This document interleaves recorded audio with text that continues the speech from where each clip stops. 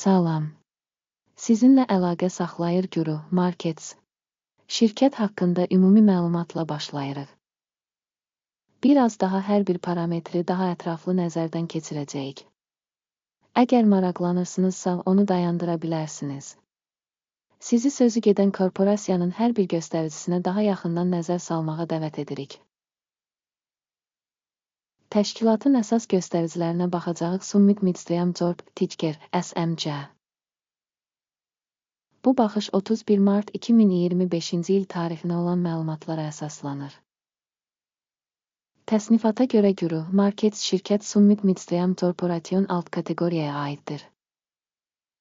Outsource Energo müqayisədə 64 şirkət iştirak edir. Bu çox təmsilçidir. Bu videonun sonuna doğru sifariş cədvəlinə baxın. Tədqiq olunan şirkət üçün ümumi nəticə 10 baldan -6. Alt kateqoriya üzrə orta bal 1,7 baldır. Çox geniş baxsanız, ümumi olaraq ABŞ birjası daxilində. Qeyd edə bilərik ki, ümumilikdə bütün bazar üzrə orta xal 1,9 bal təşkil edir. Şirkət üçün -6 xala qarşı Summit Midstream Corp. Şirkətin səhnələrinin qiymət hərəkətinin müqayisəsi Summit Midstream Corp və alt kateqoriyalı paylaşımlar. 12 ay ərzində şirkətin səhnələrini görəcəyik. Summit Midstream Corporation %22,1 dəyişiklik göstərdi. Alt kateqoriyadakı qiymət dəyişikliklərinə qarşı -1,6%. Bu qətiyyən heç nə demək deyil, amma bu faktı yadda saxlamalıyıq. Şirkətin bazar kapitallaşması Summit Midstream Corp $0,67 milyard dəyərində qiymətləndirilib. 230 milyard dollarlıq alt kateqoriyalı bazar kapitallaşması ilə. Summit Midstream Corp 0,294% paya malikdir və alt kateqoriyada çox kiçik şirkətlərdən biridir. Şirkətin balans kapitallaşması $0,36 milyard həcmində qiymətləndirilir. 115 milyard dollarlıq alt kateqoriya kapitallaşması ilə. Summit Midstream Corporation 0,3% paya sahibdir. Mübadilə və balans dəyərinin tutduğu səhnələrin müqayisəsini apardıqdan sonra aşağıdakıları görürük. İşğal olunmuş pay Summit Midstream Corp alt kateqoriyada bazar kapitallaşmasını qiymətləndirərkən 0,294% təşkil edir. Balans dəyəri 0,3% təşkil edir. Bu da bazar dəyərinin payından 5% çoxdur. Şirkətin bazar payının və alt kateqoriyanın balans dəyərinin qiymətləndirilməsi, yaxşı, 1 bal.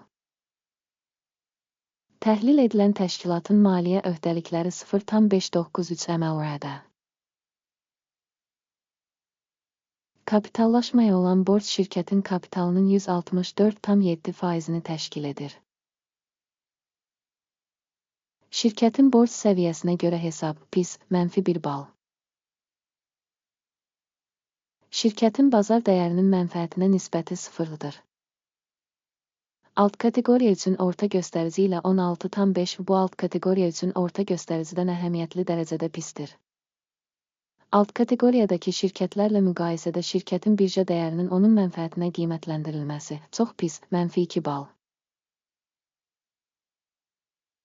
Son 12 ayda mənfəət -$136 milyon olub. Növbəti 12 ay üçün proqnozlaşdırılan mənfəət məlum deyil. Bu, şirkətin perspektivləri üçün pisdir. Alt kateqoriyadakı şirkətlərlə müqayisədə gözlənilən gələcək mənfəət göstəricilərinin qiymətləndirilməsi, PIS, -1 bal. Şirkətin dəyərinin gəlirə nisbəti 1,6-dır. Birinci alt kateqoriya üçün orta göstərici alt kateqoriyadan 60% yüksəkdir. Alt kateqoriyadakı şirkətlərin göstəriciləri ilə müqayisədə şirkətin bazar qiymətinin gəlir göstəricisine qiymətləndirilməsi, dözümlü, -0,5 bal. Son 12 ayda gəlir $430 milyon olub. Növbəti 12 ay üçün gələcək gəlir məlum deyil. Bu, şirkətin perspektivləri üçün pisdir. Gözlənilən gələcək satış göstəricisinin alt kateqoriyadakı şirkətlərin göstəriciləri ilə müqayisədə qiymətləndirilməsi, PIS, -1 bal. Marja -31,6%dir. Alt kateqoriya üzrə orta göstərici 5,9%dir. Alt kateqoriya üzrə orta göstərici ilə şirkətin göstəriciləri arasında fərq 37,5% təşkil edir. Alt kateqoriyadakı şirkətlərin göstəriciləri ilə müqayisədə satış marjasının qiymətləndirilməsi, dözümlü, -0,5 bal. Alt kateqoriyada işçilərin sayı baxımından şirkətin payı 0,57% təşkil edir. Bu, bazar kapitallaşmasının payından 416% azdır. Və bu, şirkətin cari mübadilə dəyərinin balanssızlığını əks etdirir. Summit Midstream Corp daha çox yenidən qiymətləndirməyə doğru. Şirkət işçisinə düşən kapitalın məbləği $2,479 min. Alt kateqoriyada isə $485 min var. Alt kateqoriya üzrə orta göstərici ilə şirkətin göstəriciləri arasındakı fərq 411,1% təşkil edir. Alt kateqoriyadakı şirkətlərin göstəriciləri ilə müqayisədə bir işçiyə düşən şirkətin bazar kapitalının həcminin qiymətləndirilməsi, dözümlü, 0 bal. Bir işçiyə düşən mənfəətin məbləği -$498,2 min. Alt kateqoriya üçün orta hesabla $29,3 min. Və alt kateqoriya üzrə orta göstərici ilə şirkətin göstəriciləri arasındakı fərq 1601% təşkil edir. Alt kateqoriyadakı göstəricilərlə müqayisədə fərdi işçiyə düşən mənfəətin qiymətləndirilməsi, dözümlü, -0,5 bal. Şirkətin bir işçiyə düşən satış həcmi $1,579 min. Alt kateqoriyaya görə $493 min. Alt kateqoriya üzrə orta göstərici ilə şirkətin göstəriciləri arasında fərq 220% təşkil edir. Alt kateqoriyadakı göstəricilərlə müqayisədə şirkətin hər bir işçisi üçün gəlir həcminin qiymətləndirilməsi, dözümlü, -0,5 bal. Qısa müddətli əməliyyatların həcmi 0,6%, alt kateqoriya üzrə orta hesabla 4,9% təşkil edir. Bu qısa sıxılma göstəricisidir. Göstərici rəası 14 şirkət üçün %29 səviyyəsini göstərir. Summit Midstream Corporation. Alt kateqoriyada RSI səviyyəsi 14,49%dir.